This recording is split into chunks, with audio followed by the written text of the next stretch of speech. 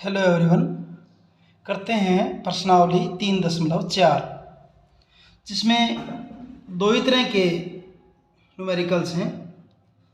एक बात होगी सार्वग गुणनखंड के बारे में और दूसरी बात होगी गुणज के बारे में।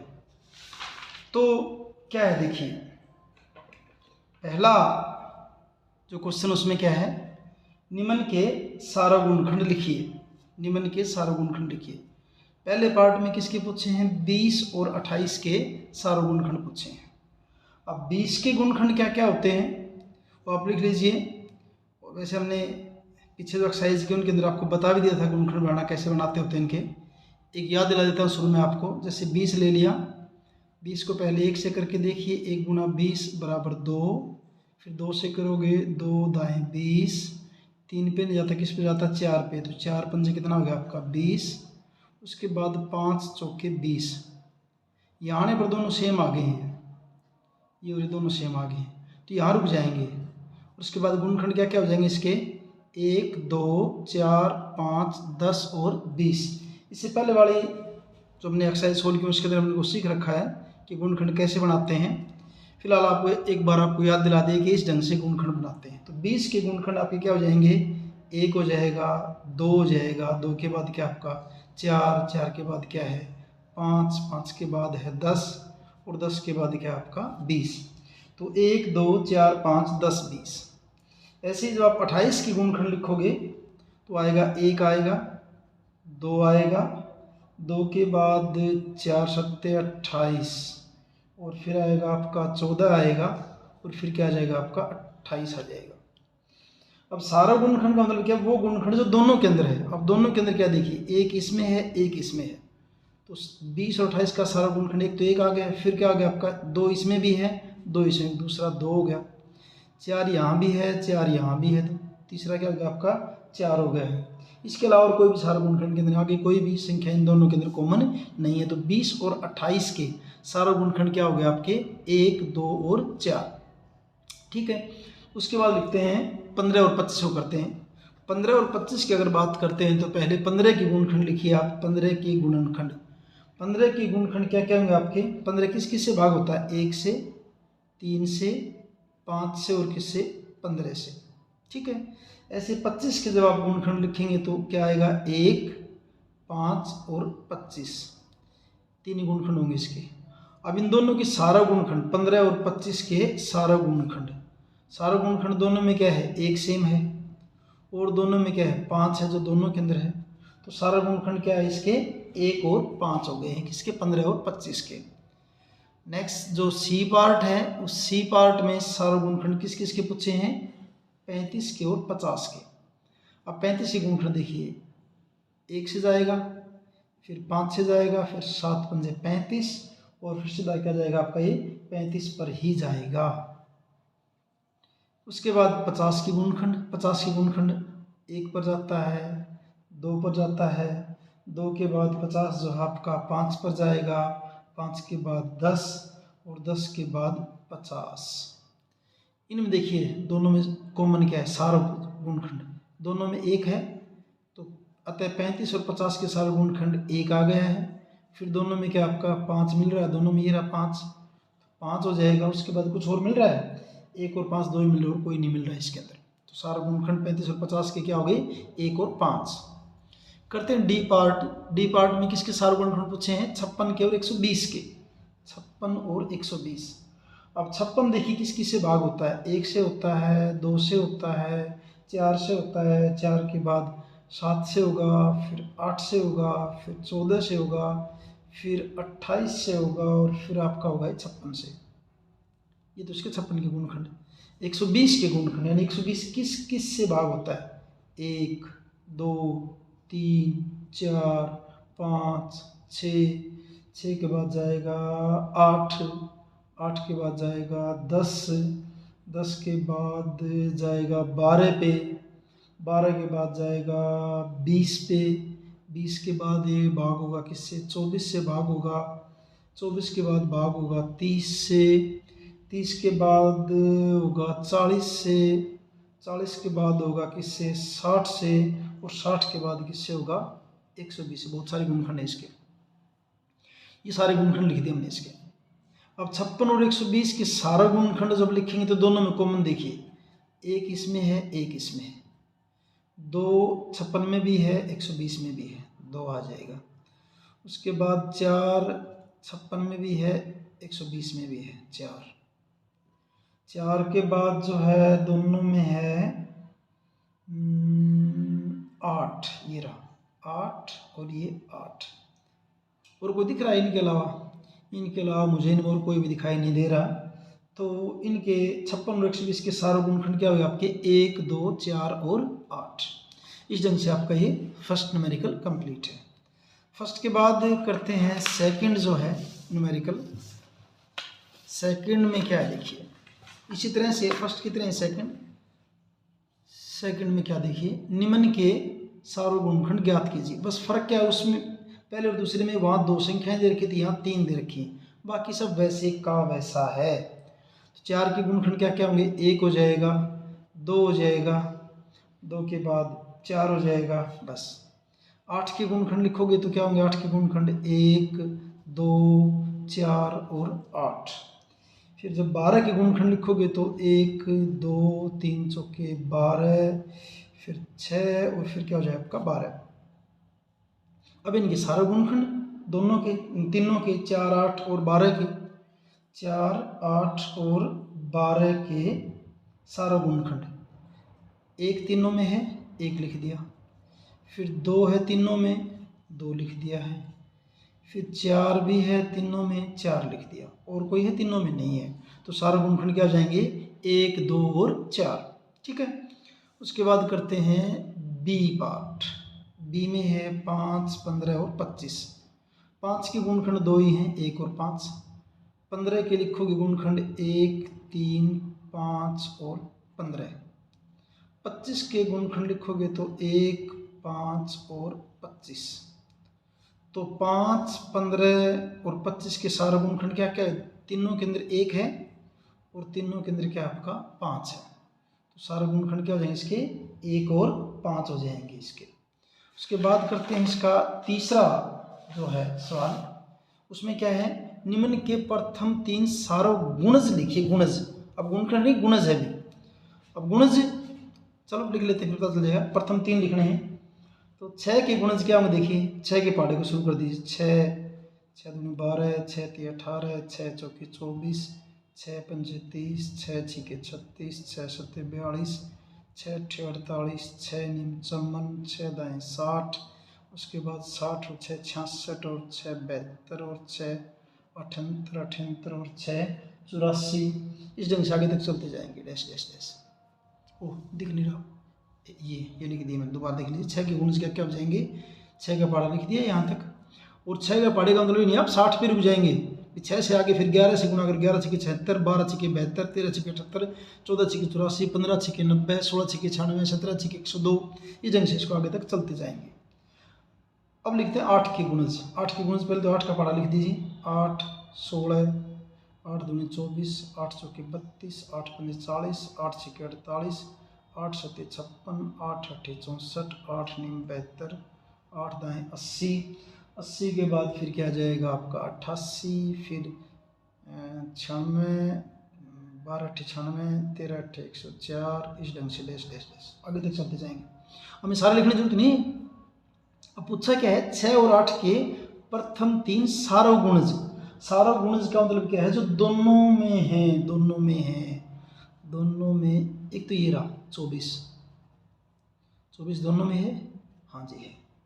24 के बाद और आप देखेंगे ये 48 है, दोनों में, दोनों में होना चाहिए कॉमन भी। 48 इसमें भी, 48 इसमें भी है। फिर तीसरा मिलेगा 72, क्या हो गया आपका 72। बस 3 ही पूछने थे हमारे, 3 हो गए। 6 और 8 के प्रथम 3 सारा गुणज क्या हो गया आपके 24, 48 और 72। उसके बाद जो है बी पार्ट, इसमें पूछे हैं 12 और 18 के गुणज। तो 12 के गुणज पहले वही 12 का पढ़ा करिए।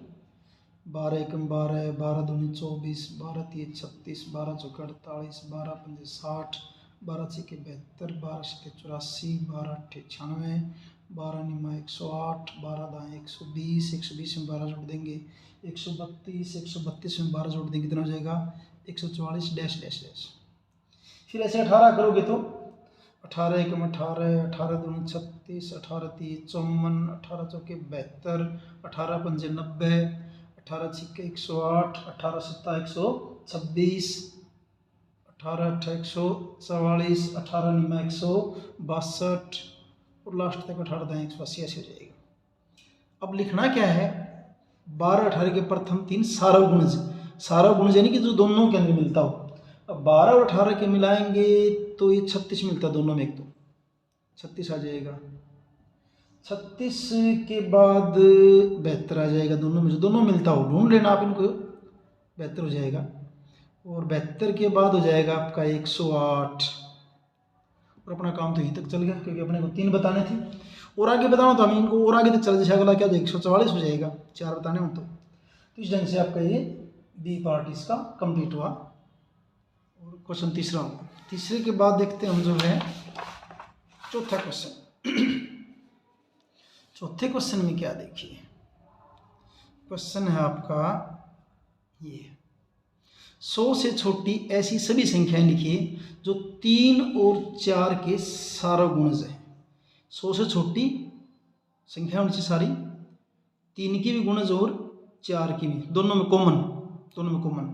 तो 3 के गुणज जब आप 100 से छोटे लिखेंगे, 3 के गुणज तो क्या क्या आएंगे देखिए। 3 का पढ़ा से शुरू कर दिए, 3 3 9, 3 चौके 12, 3 पंजे 15, 3 छक्के 18, 3 छक्के 18, 3 सत्ते 21, 3 अट्ठे 24, 3 निम 27, 3 दाएँ 30, 30 के बाद आ जाएगा आपका 33, 3 3 जोड़ते जाओ 36, 39, 42, 45, 48 और 3 51 और 3 54 और 3 57 और 3 60 और 3 63 और 3 66, 3 69 और 3 72 और 3 75 और 3 78 और 3 81, 81 और 3 84, 84 और 3 87, 87 और 3 90 और 3 93 और 3 96 और 3 99। क्योंकि 100 से छोटी लिखनी थी, 3 के सारे गुणज आ गए, 100 से कम, 100 से कम ये लिखनी।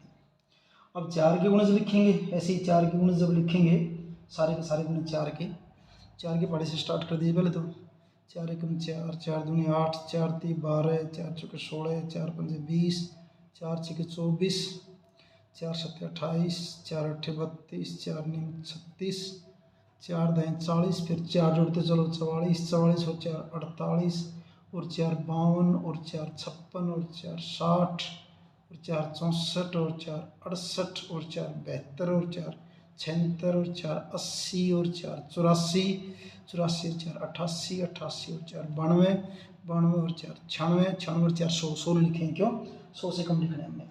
ठीक है, यहाँ तक तो अभी। अब 3 और 4 के 100 से कम सारगुणज लिखने हैं। 3 और 4 के 100 से कम सारगुणज, थोड़ा साइड है आप यहाँ से ले लेना। 3 और 4 की गुणा कितनी होती है, 12 होती है। तो सारगुणज ये आएंगे 12, 12 दोनों में 12 आ जाएगा। फिर 12 के बाद आ जाएगा 24, यहाँ भी है यहाँ भी है 24। फिर आ जाएगा आपका 36, 36 इसमें भी है, 36 इसमें भी है 36। फिर आ जाएगा 48 दोनों में, इसमें भी 48, इसमें भी 48, 48 आ जाएगा। 48 के बाद आ जाएगा कितना आएगा 60, जो दोनों में है 60। और 60 के बाद 12 का पढ़ा, 12 छिके 72, 12 छिके 72 आ जाएगा। फिर 12 सत्ते 84 आएगा, अगला 84 आएगा, 84 ये रहा दोनों में। 12 अट्ठे 96, 96 इसमें भी रहा और इसमें भी ये रहा। तो ये आ गया इसका आंसर। 3 और 4 के 100 से कम, 100 से कम सारे गुण क्या क्या आएंगे, 12, 24, 36, 48, 60, 72, 84 और 96। ठीक है, उसके बाद फिफ्थ क्वेश्चन में क्या करना है, निम्नलिखित में से कौन सी संख्याएं सह-अभाज्य हैं। अब सह-अभाज्य क्या है, चलो करते हैं, उसके बाद बताएंगे आपको। शुरू करते हैं, अपने आप पता चल जाएगा आपको। देखिए सह-अभाज्य, पहले 18 के गुणखंड लिखिए आप। 18 के जब आप गुणखंड लिखेंगे तो क्या क्या आएंगे, 1 2 3 6 18, फिर क्या आ जाएगा 18, 1 2 3 6 और एक 9 भी रहेगा बीच में भी। 9 और क्या हो जाएगा 18। अच्छा 35 के गुणनखंड लिखेंगे तो 1, 5, 7 और 35, बस यही है। अब अगर इन दोनों के अंदर देखें तो इनका सार्वगुणनखंड सिर्फ एक मिल रहा है दोनों में, तो सार्वगुणनखंड 18 और 35 का क्या होगा, सार्वगुणनखंड क्या है, 1 है। अगर दो संख्याओं का एक ही सार्वगुणनखंड हो ना, एक ही सार्वगुणनखंड हो, तो उन संख्याओं क्या कहते हैं, सह अभाज्य। संख्या क्या हो जाएंगे आपकी, सह अभाज्य। 18 और 35 का सार्वगुणनखंड क्या है, 1 है। तो क्योंकि लिख देता हूं एक बार, क्योंकि दोनों संख्याओं का सार्वगुणनखंड 1 है, अतः संख्याएं सह अभाज्य हैं। क्लियर। अगला और देखो, और पता चल जाएगा। 15 के गुणनखंड लिखिए, 15 और 37 का पता करना, 15 और 37 का। 15 के गुणनखंड 1, 3, 5 और 15। 37 के गुणनखंड 1 और 37, बस यही है। तो 15 और 37 के सार्वगुणनखंड क्या है, 1 ही है। तो सेम पहले वाले की तरह आप लिख देंगे, क्योंकि दोनों संख्याओं का क्योंकि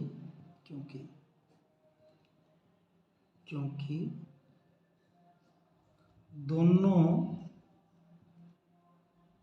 संख्याओं का सार्वगुणनखंड 1 है, इसलिए संख्याएं सह अभाज्य हैं। ठीक है जी। उसके बाद करते हैं हम किसका, 30 और 415। तो 30 के गुणनखंड क्या होंगे, देखिए 30 किस से भाग होता है, देखिए 1, 2, 3, 5, 6 के बाद 10 भी तो आएगा, 1, 2, 3, 5, 6, 10, और 10 के बाद 15 के बाद 30, 415 बड़ी सी संख्या दिख रही है। तो क्या करते देखिए, 1 से तो भाग होगा, फिर क्या होगा 5 से। अब एक बात देखो, अगर आगे हम नहीं भी करें ना, तो दोनों में कॉमन गुणनखंड एक तो 1 आ गया, एक क्या हो गया, 2 हो गए, एक ही 5 हो गया। एक तो 1 है दोनों में कॉमन, और एक दोनों के अंदर क्या है, 5 है। आगे हम ऐसे जो है अगर करते भी जाएंगे, डैश डैश डैश करेंगे, कहीं पे क्या आएगा, 83 आएगा, फिर कहीं पे क्या आएगा, 415 आएगा। लेकिन हमारा काम तो यही होगा, दोनों के अंदर एक तो क्या होगा, सार्वगुणनखंड 1 हो गया, एक दोनों के अंदर सार्वगुणनखंड क्या हो गया, 5 हो गया। यानी इन दोनों संख्याओं के सार्वगुणनखंड क्या है, 1 से अधिक है। दोनों संख्याओं के सार्वगुणनखंड 1 से अधिक है। क्यों, 2 हो गए, 1 और 5 2 हो गए ना, एक ये हो गया, एक ये हो गया। और जब 1 से अधिक सार्वगुणनखंड हो जाएं तो ऐसी संख्याएं सह अभाज्य संख्याएं नहीं होती। अतः ये संख्याएं सह अभाज्य संख्याएं नहीं हैं। कौन सा पार्ट हो आपका, ये सी के बाद देखते हैं हम जो है डी पार्ट में ऐसे ही सह अभाज्य संख्या बतानी है। डी पार्ट की जब बात करते हैं तो संख्याएं क्या आपकी 17 और 68। अब 17 की बात करते हैं, 17 के गुणनखंड क्या होंगे, 1 हो जाएगा, 4 हो जाएगा, 17 हो जाएगा, 1, 4, 2 भी तो हो जाएगा, यहाँ लिख देता हूँ, 1, 2, फिर क्या आपका 4, अरे गलत, 68 के लिए तो 17 के तो 2 ही बनेंगे, 1 और 17 2 ही बनेंगे, 17 के तो 68 के बनेंगे ज़्यादा, जो 68 के क्या क्या बनेंगे, 68 का होगा, 1 होगा, 2 होगा, और 2 के बाद जाएगा 17 पर, 17 चौक 68, फिर जाएगा 34 पर, और फिर किस पे जाएगा 68 पर। तो सार्वगुणनखंड क्या आ गया, दोनों के अंदर एक तो 1 हो गया, और एक दोनों के अंदर क्या हो गया, 17 हो गया। तो सार्वगुणनखंड क्या होगी, 2 से ज़्यादा होगी। तो यहाँ सार्वगुणनखंड 2 से ज़्यादा है, यहाँ सार्वगुणनखंड 2 से ज़्यादा नहीं, 1 से। सारा गुणनखंड 1 से अधिक है, यानी कि 2 हो गए, 1 से अधिक हैं। अगर 1 है सारा गुणनखंड तो सहभाज्य हैं, और 1 से ज़्यादा चाहे 2 हो जाओ, चाहे 3 हो जाओ, कितने हो जाओ, फिर सहभाज्य नहीं होंगे। यहाँ सारा गुणनखंड 1 से अधिक हैं, अतः संख्याएं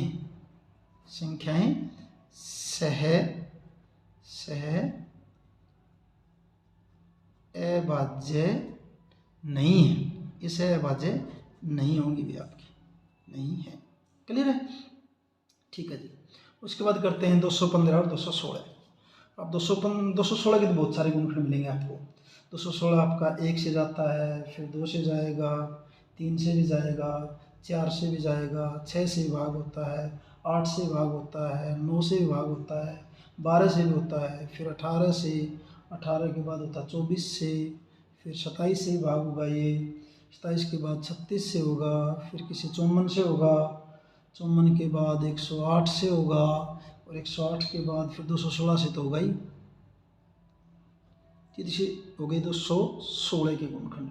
215 के गुणनखंड लिखेंगे तो 215 1 से जाएगा, 5 और 7 अगर 3 से नहीं जाए, फिर किस पर जाएगा, 5 पर जाएगा, 5 के बाद सीधा 43 पर जाएगा, 43 पर जाएगा ये, और उसके बाद आपका 215 होगा। अब इनके अंदर सारे गुणनखंड देखते हैं ना, दोनों में सिर्फ एक ही है, ये रहा, एक ही है। यहाँ सारा गुणनखंड 1 है, सारा गुणनखंड 1 है, अतः संख्याएं, सीधा लिख देता हूँ, संख्याएं क्या है आपकी, सहअभाज्य हैं। 215 और 216 आपकी क्या है, सहअभाज्य संख्याएं हैं। उसके बाद लेते हैं 81 और 16 को भी। 81 गुणनखंड लिखेंगे, एक तो होगा ही होगा, एक के बाद 3, 27 81, और 9 में 81, और फिर 27, और फिर क्या 81। 16 के 1, 2, 4, 8 और 16 जो जाए गुणनखंड। अब इन दोनों के सारा गुणनखंड क्या है, सिर्फ एक है दोनों में भी, यहाँ भी सारा गुणनखंड क्या है, 1। देख लीजिए, दिख नहीं रहा था। 81 के सारे गुणनखंड लिख दिए, 1, 3, 9, 27, 81। 16 के लिख दिए, 1, 2, 4, 8 और 16। दोनों में कॉमन क्या है, 1 है। दोनों में सारा, यहाँ सारा गुणनखंड 1 है, तो 1 है तो संख्याएं क्या हो जाएंगी, सहअभाज्य। अतः संख्याएं